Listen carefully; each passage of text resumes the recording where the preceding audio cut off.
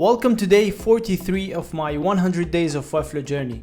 Today we're gonna go over responsiveness. We're basically gonna make sure this website is responsive across different view widths. So when we drag the screen, make it bigger, make it smaller. When I view this on a Mac, when I view this on a big screen, I want to get a similar or even the same design just as it is, as I wanted it to be in the first place. So we'll set the size to be responsive to the view width, and we'll set it to be in a way that we can easily change this view width number, and at the same time when we reach breakpoints of tablets and mobiles, we'll just go back to regular font size set by the user or by the browser. I know this sounds complicated right now, but we'll get further into it during the video. So without further ado, let's get to it. Don't forget to subscribe, give me a thumbs up, and stay tuned on this 100 days of Webflow journey where we go everything Webflow. Let's go. Okay, so what we want to do here is basically make this website to be fully responsive to the view width. So right now, as you can see, if I reduce the view width, everything just like stacks up on each other, and here it cuts off, and then it breaks the view width back to the tablet view width. Now I know I have my screen in zoom, and see if I zoom in or zoom out, everything changes, everything breaks out. So if I'm viewing this website at 125, or if I'm viewing it 100, also if I'm viewing it on a Mac, or if I'm viewing it like here, if I view it on a normal Mac, and then here if I view it on a big monitor. So these things change depending on the view width or viewport width, basically the width mainly. It's a big factor. So what I want to do is that I want my site to look the same. Like I tried to do that here, but we will get to do that deep further now. So I want my site to look the same no matter what the view width is, and just like respond to it. Like you see here, the text size is changing, the boxes are changing, the spacing is changing, everything is just responding fluidly. So that's what I want to do today.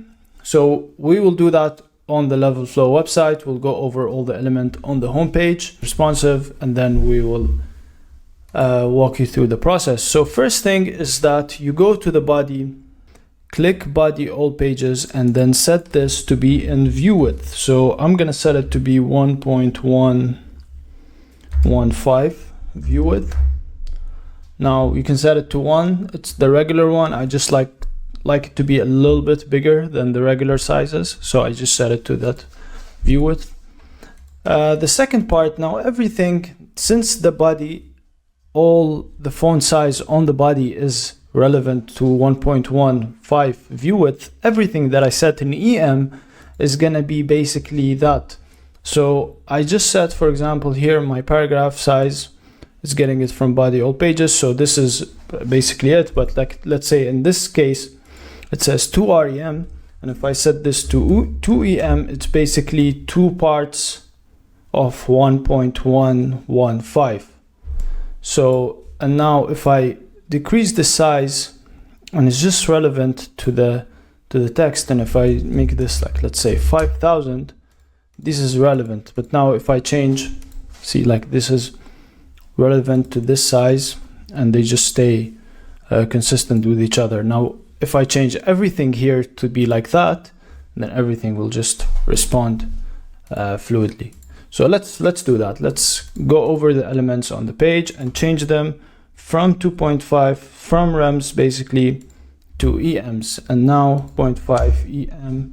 So EM is the view width. Anything in EM is responding to the view width, and we know that because everything on the body is view width. And this is basically what we're gonna target with the font sizes. So for example here, the button primary has the font size of 1.25 REM. If we do that to 1.25, EM is just gonna be the same, but responding to how much the parent element is. And if we reduce the size of this, now you see all the elements are being very, very responsive. Everything is like fluidly changing. along, and we still are not done here. Like there's more to do. So let's continue on this EM type of thing. So here, for example, we'll just make sure the spacing is in EMs. Here the font size is in EMs, so this is good. And also if the font size is not in EMs, probably in view width, so that's good. I'm just making sure that nothing stays in REM, and that's not what I want to do.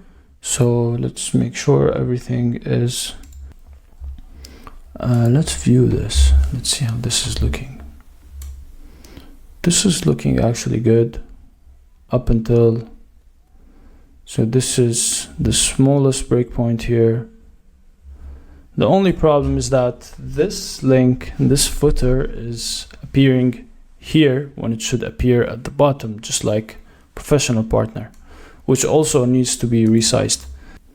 And actually, let's break this here. So the body at breakpoint 991, just give it back to 1 REM so that it goes back to 16 pixels, and that's the default size on tablet, or actually on all the internet. So